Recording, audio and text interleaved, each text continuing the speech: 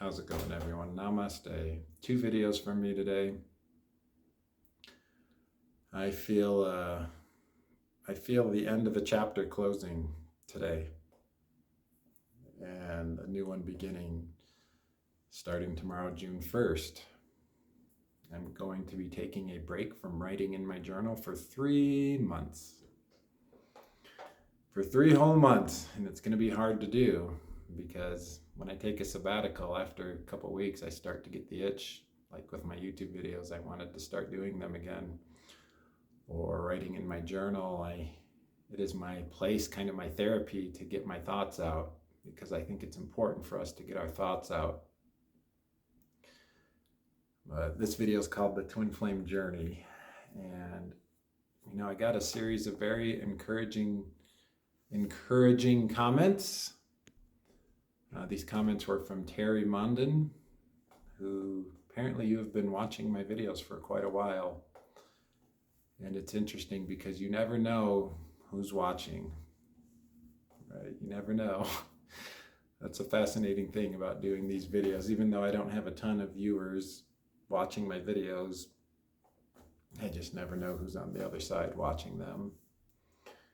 And your comments rang true to me because I am on my path of personal growth and discovery. I am alone because that is exactly what my higher self knew needed to happen.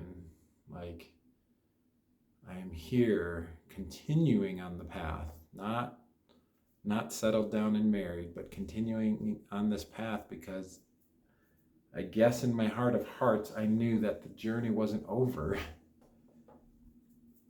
and that I had a full faith and trust that all situations would be made better. And this seems to be true on her end, which is good. And on my end, it's a navigation of moving forward. But this twin flame journey started for me in 2014 with a deep disconnect from someone that I deeply connected with and loved. And she still crosses my mind to this day periodically. It's like this permanent place in my brain that she's in, and it's a small part now. It's like this little small compartment, but it's there. But the interaction with her was so deeply and profoundly impactful that it changed my life forever. It's how I got the courage to ask for divorce from a marriage of 14 years and to go out on my own when I knew that's what I needed, was the freedom to follow my path of personal growth and discovery, to go out in the world and experience hardship, failure, rejection, difficulty, and also some of the most beautiful experiences I could have ever imagined in my life, and some incredibly growth-oriented experiences. I've had it all since I've been out on my own for 7.5 years now. I've had a deeply soulful and loving relationship. I've met many high vibrational people. I overcame my fear of dancing after I got Lyme disease, which happened after I got spinal fusion back surgery on my L5S1. And those 2 experiences were incredibly hellish and difficult. And all the interactions with people I've had since I've been on my own, and the learnings and mostly the failures that have come, believe it or not, most of my interactions with people have been what most people would consider a failure, that person ending up not talking to me anymore. But I don't know if that's a failure, that's just a learning. It's an experience to draw from. And my twin flame videos I made, I think they were made in 2015, maybe early 2016, but I made them private so no one could see them. I was terrified of people hearing me talk about twin flames, but I made all my videos public for some reason, probably because I had some videos and I didn't feel like making them individually public. So I just went to YouTube and said, make everything public, and I forgot that I had these long twin flame videos of me sharing my deep thoughts about the experience I had. And it was 2.5 years later, these videos were made public and people started watching them and commenting in large quantities. I could put the word twin flames in all my videos and they would get more views. They would get more views, more than the 20 to 40, sometimes 50 or more views I get per video. But so this video will have twin flames in it. We'll test the theory. The twin flame journey. I guess it'll have singular twin flame. But that experience, that person who I called my twin flame in 2014 was, I don't know if she was a twin flame, but she was a catalyst, a very intentional person put in my life to disrupt me and force me to grow and evolve and change. And there's been more people like her, not at that potency, but people have come along my path since her that I would consider catalysts. And the only person I would consider a twin flame or close to it was my last relationship. That was almost 1.5 years long. She was put into my path to show me true and unconditional love and just pure love and communication and kindness at a level I've never seen someone do. And so I got to experience that for nearly 1.5 years. That was incredible. And the journey's continuing. You were right, Terry Mondlin, though. Something in me knew I wasn't ready, that I wasn't done with my journey, but that I deeply thought about and pondered and considered marrying her for so many hours upon hours. In my journal, there's a 14-month period of time where I debated and deliberated. I don't know if that's the right word, in my mind. And it's like a meeting of council members in my mind would get together and talk about it and debate back and forth, and the opinions would swing one way and then the other. It was wild. It was wild. But the ultimate conclusion I came to in January was that it needed to end, and that a person much more simpler for her. I felt that someone much more simpler than me, who would just love her unconditionally and didn't have this path of personal growth and discovery and all these extra overthinking, logical, crazy things about me that make me, I don't know if difficult to be with is the right way to put it, but make me very expansive and communicative, that someone a little more simpler would be better suited for her. And I think she's found that. I don't know him. I don't know how it's going, but that's my gut feeling. That's my gut feeling, is that she's found someone that will unconditionally, fully focus on her, which seems to be what she needs. Hopefully, anyways, that's what she needs. Or I continue to wish them well on their journey. Terry Mondlin, I got your comments on my video I made at April 25th, so about just over a month ago, when I was wishing Chelsea and her new husband a happy marriage. And I remember that video. That was a hard video to make. I was very sad, but very happy for them. So I appreciate you, Terry Mondlin, sharing your loving comments and encouragement, and that the best is yet to come for me. Man, it's been hard to see that the last couple months. The last couple months have been very dark and very difficult and very tearful and lots of vivid dreams and all sorts of stuff that has kind of shaken me to my core. But I feel like it's slowly unwinding and that good things are going to happen. If you go back in my videos, go to my videos tab and do a search for unusual events. I had an unusual event occur at the gym today, which was interesting. I was just talking to someone. Sometimes I just will see someone and I'm like, there appears to be kind of like energy here. And so I was doing kicks on the heavy bag, but then I was like, I'm going to go talk to this person, and because I'm feeling the intuition to say to go do it. And I had a good conversation with this person, and she shared some cool things with me and helped me do a yoga wheel pose for the first time, like It's where you're like on your back and you raise yourself up. I could only get like an inch or two off the ground, but she gave me a few tips, and I got in full on wheel mode pose.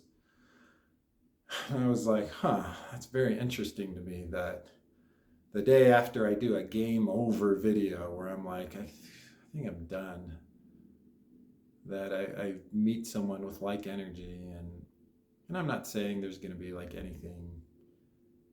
anything that's going to happen here with this person. Maybe all it was um, just a moment to share, just a cool moment to share for about 10 minutes, and that was it. That's all it could be, and that's all it may be.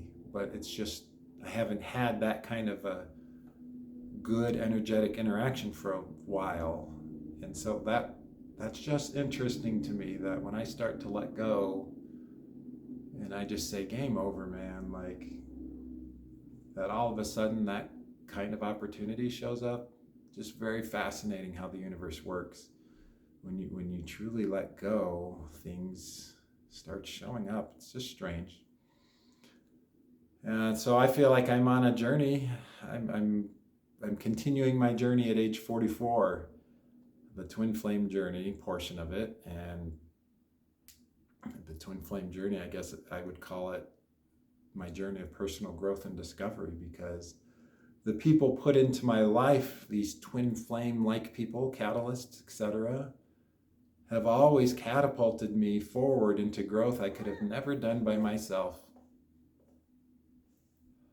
I could have never gotten a divorce by myself. I could have never experienced the love, unconditional love, and the beautiful moments with Chelsea that I did, unless I went through everything I did beforehand to be the kind of person that could attract that. And now she's taught me communication, unconditional love, greater authenticity and vulnerability. And I take all these things that I've learned from her, that these precious gifts that she's given me, that she's left behind with me, and I take these new integrated parts of me and I move forward on the path. And, is this path a never-ending path? Does this path end? Do I one day settle down with someone and just kind of like hang up the sword and the scabbard on the wall, and it's like, yeah, it's time to hang up, like put the walking stick away and cease the intensity of this path? I don't know.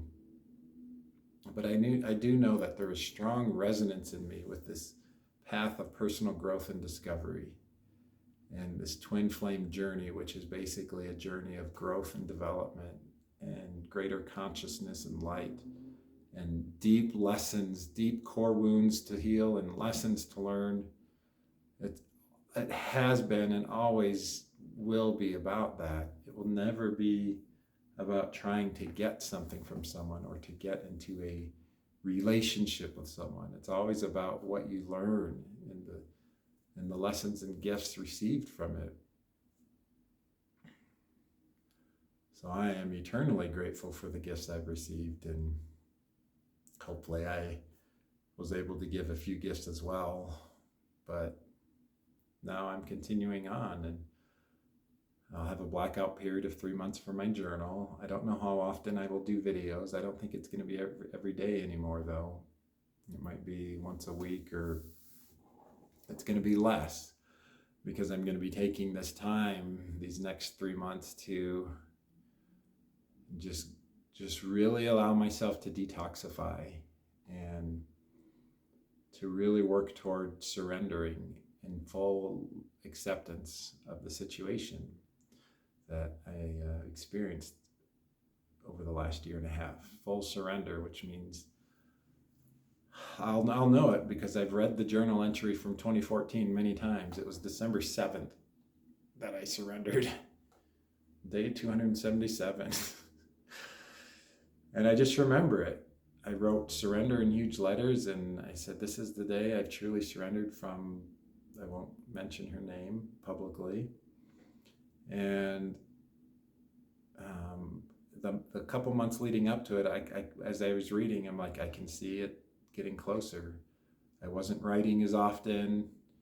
I was more engaged with life and things. And this period away from my journal will help me to stop writing so much about this situation in the past. Doing YouTube videos going forward, there's not much more there's not much more for me to say about this past relationship I had, except gratitude and gratefulness for the gifts and the experiences.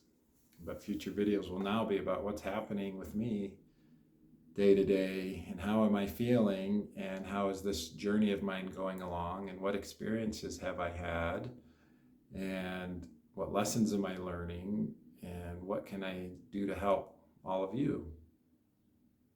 That's what it's going to be more focused on. And that's how I will surrender, is I will completely kind of put a bow on talking about my past relationship. I think that's the only way to do it. My mind loves to think, though. It loves to think. It loves to overthink so much. It wants to understand reality completely, and I'm grateful for my incredible mind, but my mind also is, sometimes I just want to shut it off, like turn the machine off, just turn it off. So I can have some respite from my thinking, my overthinking. But I'm grateful. It was cool to have an unusual event happen at the gym today. Those kinds of interactions don't come for me too often. Maybe they'll happen more and more often as I am going to proactively quest on it. But it's kind of cool when they happen unexpectedly like they did today. And I'm grateful I had that interaction. And like I said, if it was just meant for 10 minutes and that was it, awesome. But if it's meant for more, that's awesome too. And that's the way, I think that's the proper way to treat interactions with people. You just have gratitude, share good energy. My good friend from the Van of Possibilities YouTube channel shared some very true and correct thoughts. That is the way to show up in life, is sharing your joy, light, and love, and you'll never be disappointed if you do that. Truer words have never been spoken. The Twin Flame Journey, it's all about growth, learning, gratitude, sharing love, light, and joy, and the lessons learned along the path, the gifts received and given, and the true uncanniness of the universe and the people it puts in your paths at certain times. There truly is an invisible hand moving little chess pieces. Sometimes it's a small one, little small ones here and there, then a big one. Then the king or the queen gets put in your path, and it's like, whoa. It's mysterious to me. I don't comprehend it. I just know that it happens. Maybe it's just random chance. After 6 years, if nothing's happened, you'll get a crazy, unusual event if you're on this journey, or who knows. But I'm believing more and more in a master chess player of the universe and its invisible hand, his, her, it. I don't know if it's a space alien or God like us or something. I'm sure it's offensive for me to say that if God is like us and I say a space alien, I'm sure God is chuckling at me for saying that and giggling. I'd be giggling if I was God at me too. If someone of my children was saying I was a space alien. Anyhow, we'll be doing videos, just not as often, and taking a break from my journal and truly working on true surrender and continuing on my path. I think that's the brave and correct thing to do. To grab some oars, set the sails, bon voyage. And me and Dido and my girls here in my condo.